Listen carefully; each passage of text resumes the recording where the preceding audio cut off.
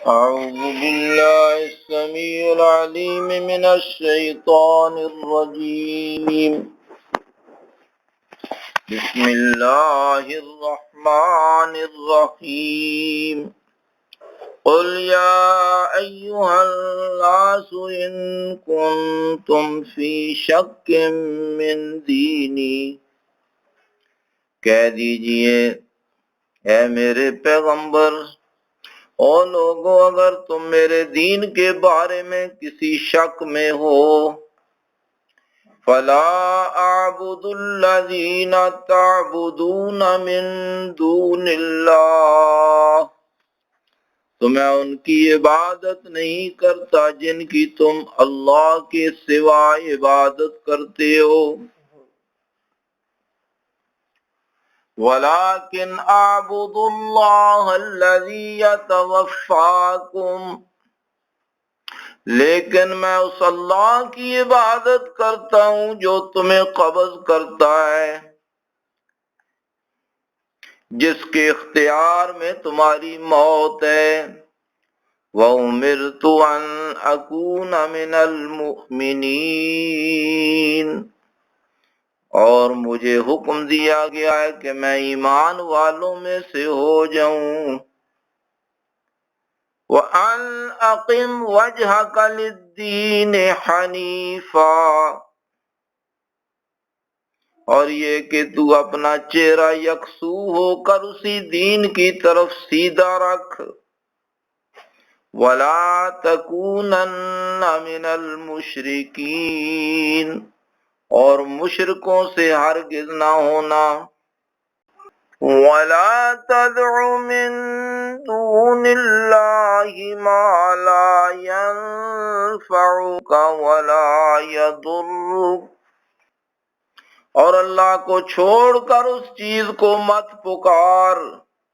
جو نہ تجھے نفع دے اور نہ تجھے نقصان پہنچائے، فَإِن فَعَلْتَ فَإِنَّكَ إِذًا مِّنَ الظَّالِمِينَ، پھر اگر تو نے ایسا کیا تو یقیناً تو اس وقت ظالموں سے ہوگا۔ یہ سورہ یونس کی آیت نمبر 104، 105 اور 106 پڑھی گئی ہے آپ کے سامنے۔ اس میں اللہ تبارک و تعالی نے ہماری ہدایت کے لیے سب سے پہلے یہ بات فرمائی کہ میرے پیارے پیغمبر، آپ اعلان کر دیں کہ اے لوگو، اگر تمہیں دین کے بارے میں کوئی شک ہو تو میں تمہیں صاف یہ بتا دیتا ہوں، کسی قسم کے شک میں نہ رہنا کہ میں ان کی عبادت نہیں کرتا جن کی تم اللہ کے علاوہ عبادت کرتے ہو، یعنی جنہیں تم حاجت روا اور مشکل کشا سمجھ کر، دستگیر سمجھ کر اور بگڑی بنانے والے، اولاد دینے والے جنہیں سمجھتے ہو، اللہ کے علاوہ فرمایا میں ان میں سے کسی کی میں عبادت نہیں کرتا۔ اور یاد رکھیں کہ عبادت، یہ پکار جو ہے نا، پکارنا، دعا اور پکارنا، یہ بھی عبادت ہی کی ایک قسم ہے۔ آگے فرمایا وَلَٰكِنْ أَعْبُدُ اللَّهَ الَّذِي يَتَوَفَّاكُمْ، لیکن میں اس اللہ کی عبادت کرتا ہوں جو تمہیں قبض کرتا ہے، وَأُمِرْتُ أَنْ أَكُونَ مِنَ الْمُؤْمِنِينَ، اور مجھے یہ حکم دیا گیا ہے کہ میں ایمان والے ہو جاؤں۔ کون سے ایمان والے؟ فرمایا جن کے اندر یہ صفات موجود ہوں کہ وہ اللہ کے علاوہ کسی اور کی عبادت کرنے والے نہ ہوں، کسی اور کے مزار کے اوپر کسی اور کے دربار کے اوپر سر جھکانے والے نہ ہوں، کسی اور کو اللہ کے علاوہ اپنا حاجت روا اور مشکل کشا نہ سمجھتے ہوں، صرف اللہ ہی کے آگے سر جھکاتے ہوں اور اللہ ہی سے مدد مانگتے ہوں، ساری اپنی ضروریات صرف اللہ کے سامنے رکھنے والے ہوں اور اللہ ہی کو اپنا حاجت روا مشکل کشا داتا و دستیر سمجھ کر صرف اللہ سے مانگنے والے ہوں۔ ان لوگوں میں سے فرمایا میں تو صرف اللہ کی عبادت کروں گا، اللہ کے علاوہ اور کسی کی عبادت نہیں کروں گا، کسی کو نہیں پکاروں گا۔ اور آگے فرمایا وَأَنْ أَقِمْ وَجْهَكَ لِلدِّينِ حَنِيفًا، اور یہ کہ تو اپنا چہرہ یکسو ہو کر اسی دین کی طرف سیدھا رکھ، یکسو ہو کر اسی دین کی طرف سیدھا رکھ، سیدھا جیسے تجھ سے پہلے انبیاء گزر چکے ہیں ان کی طرف۔ اور یہ حنیفہ حضرت ابراہیم علیہ السلام کا بھی خصوصی لقب اور ان کی شناخت ہے، ابراہیم حنیفہ،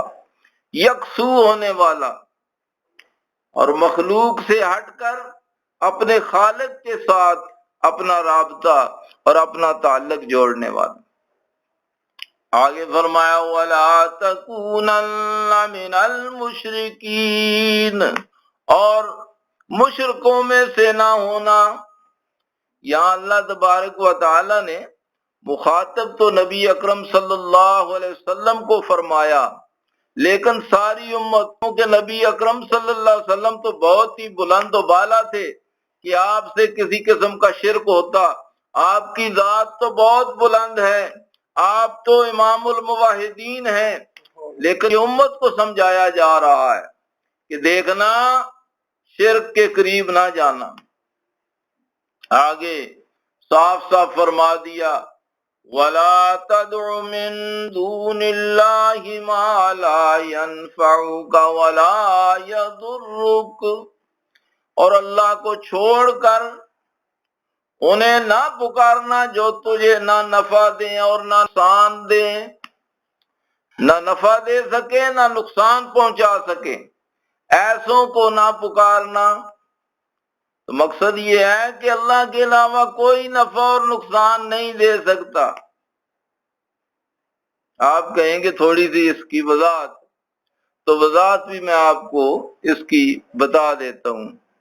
دوسری جگہ اللہ تبارک و تعالی نے فرمایا قُلْ لَا أَمْلِكُ لِنَفْسِي نَفْعًا وَلَا ضَرًّا إِلَّا مَا شَاءَ اللَّهُ، میرے پیارے پیغمبر اعلان کر دیجئے کہ میں تو اپنی جان کے نفع اور نقصان کا بھی مالک نہیں، الا ما شاء اللہ، جو اللہ چاہتا ہے وہی کچھ ہوتا ہے۔ اللہ مجھے نفع دے تو کوئی نقصان نہیں دے سکتا، اور اللہ تعالیٰ اگر نقصان پہنچانا چاہے تو کوئی اسے نفع میں تبدیل نہیں کر سکتا۔ تو یہی بات یہاں فرمائی وَلَا تَدْعُ مِن دُونِ اللَّهِ مَا لَا يَنفَعُكَ وَلَا يَضُرُّكَ، اللہ کو چھوڑ کر انہیں نہ پکارو جو تمہیں نہ نفع دیں نہ نقصان پہنچائیں۔ فَإِن فَعَلْتَ فَإِنَّكَ إِذًا مِّنَ الظَّالِمِينَ، اور اگر تو نے ایسا کیا تو میرے پیارے یقیناً تو اس وقت ظالموں سے ہو جائے گا، اِذًا مِّنَ الظَّالِمِينَ، ظالموں میں سے ہو جائے گا۔ تو اللہ تبارک و تعالیٰ کا انداز یہ ہے کہ اپنے پیارے پیغمبر کو مخاطب کر کے فرما رہے ہیں، لیکن ہم سب کو سمجھا رہے ہیں